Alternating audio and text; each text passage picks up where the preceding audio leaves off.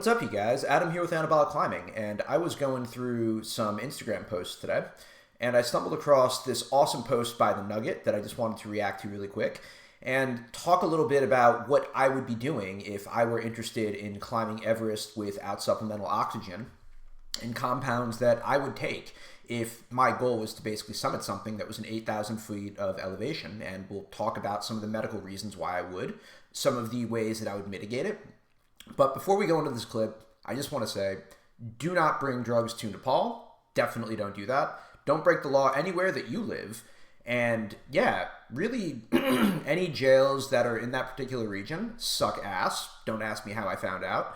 And without any further ado, let's hop into the clip and see what this interview has to tell us about summiting Everest without oxygen. Jesus Christ. I was lucky enough to start going to Everest in 2008, but as a mountain guide with supplemental oxygen. And I went every year after that and summited a bunch of times. And I got to the point where it was still really hard and very stressful, but that I was quite confident that if things aligned, I knew I could get up and get down. Which is crazy impressive. I don't need to talk about how incredible it is to be able to summit Everest with or without oxygen. Incredibly impressive work. An insane cardiovascular system, just goddamn.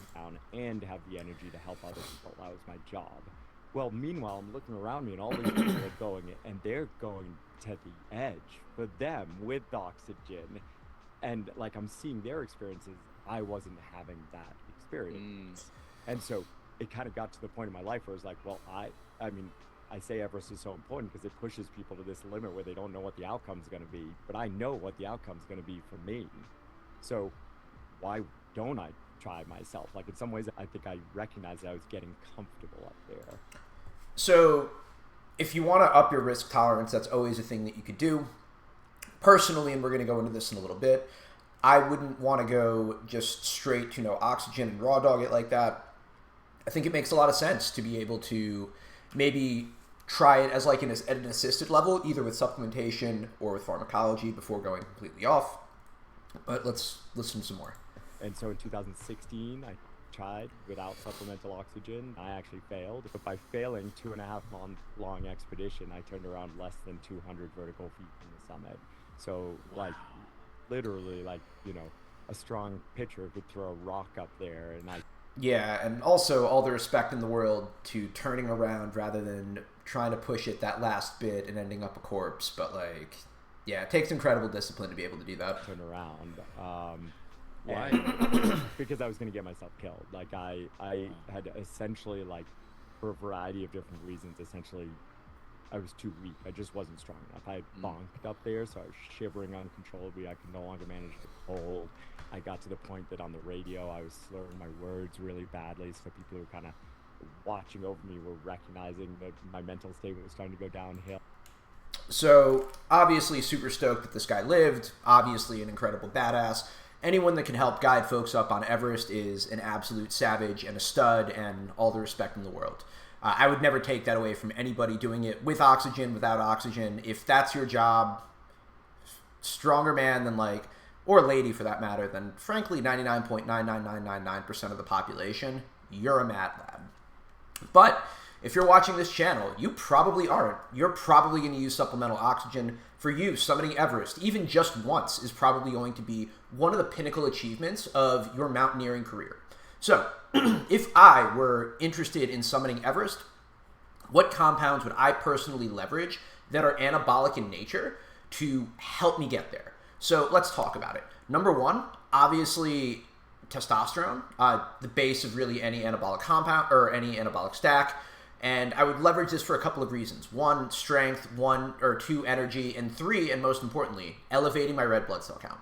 So before scientists developed EPO and raising hematocrit to raise your red blood cell count, which helps with oxygen carrying capacity, which is super helpful in these low oxygen environments, they actually ran a couple of different compounds prior to that to help with both the anemia and I want to say, not hypoxia, what was it? It was, oh yeah, with hypoxia-related fatigue. So let's actually talk about those two additional compounds that you could leverage that through the grapevine and through some of the coaches that I've spoken to have been used for summiting Everest, and let's talk about them. Number one is equipoise, otherwise known as boldenone. This is another injectable compound that does seem to have some level of estrogen suppressing effects, if not on estrogen directly, also is just just minimizing some of the impacts of estrogen, but is notorious for building mass, building strength, and more importantly, elevating red blood cell count. In some of the estimates in the medical literature, if testosterone is ultimately raising your red blood cell count at the 200 milligram per week at around 4 to 8% of your total, a similar dose of boldenone would probably be in the 6 to 10% range. So again, we're elevating our red blood cell count beyond the 50-50 to probably in the 52-53% range. And number one is actually not an injectable, but an oral. That would be oxymethylone, or Anadrol if you're more hip to what it's usually being called. So running a stack of testosterone, equipoise, and Anadrol could easily raise your red blood cell count to 52, 53%, potentially even beyond, to the point where it might even be advantageous to donate some blood if your platelets are a little bit too high. But if your goal is to summit Everest, which mine would be hypothetically, I would probably run a stack of probably 50 milligrams of Anadrol a day, probably 50 to 100 milligrams of equipoise with my 200 milligram testosterone base. And the reason and by the way, after that, I would still take the time to properly acclimatize. I would have to really prioritize my hydration levels. So just because I'd have a higher red blood cell count, hydration is still super critical. Otherwise, the viscosity, which is going to be higher of my blood in those circumstances, both because of the elevation, because of the cold, because of the athletic output that I'm putting in, I would need to make sure that I am as hydrated as humanly possible going into that. But I'm now going to have higher red blood cell count, higher mental resilience through the testosterone and the equipoise and the Anadrol, as well as also just having more strength from all three compounds to drive. So whether I have to carry up my rucksack, carry up my supplies, handle any particularly difficult moves, not necessarily on Everest, but certainly on like a K2 or something of that nature, I would probably feel like an absolute workhorse, which is a little bit of a wink and a nudge since equipoise is the steroid for horses. But by the way, just in terms of joint health and everything else, equipoise is a massive driver of pro-collagen. So again, we're checking a bunch of boxes here. So that's probably what I would run from an anabolic perspective. I would also, in a perfect world, because I get to just like make up my own scenario here, I would probably run blood work when I got to base camp just to make sure that my red blood cell count is where I would want it to be. I would take the time to, do some runs around base camp, make sure that I'm properly acclimatized to the elevation, to the drugs, all the way across. And assuming you're not breaking any of the local laws, and that's a thing that you could get away with, that's probably what I personally would run if that was my goal to summit Everest. Do I think you should break the law? Hell no. Do I think you should take drugs in foreign countries? Absolutely not. But if my goal was to climb hypothetical Mountain X, that's definitely the direction that I would go. So if you guys like this kind of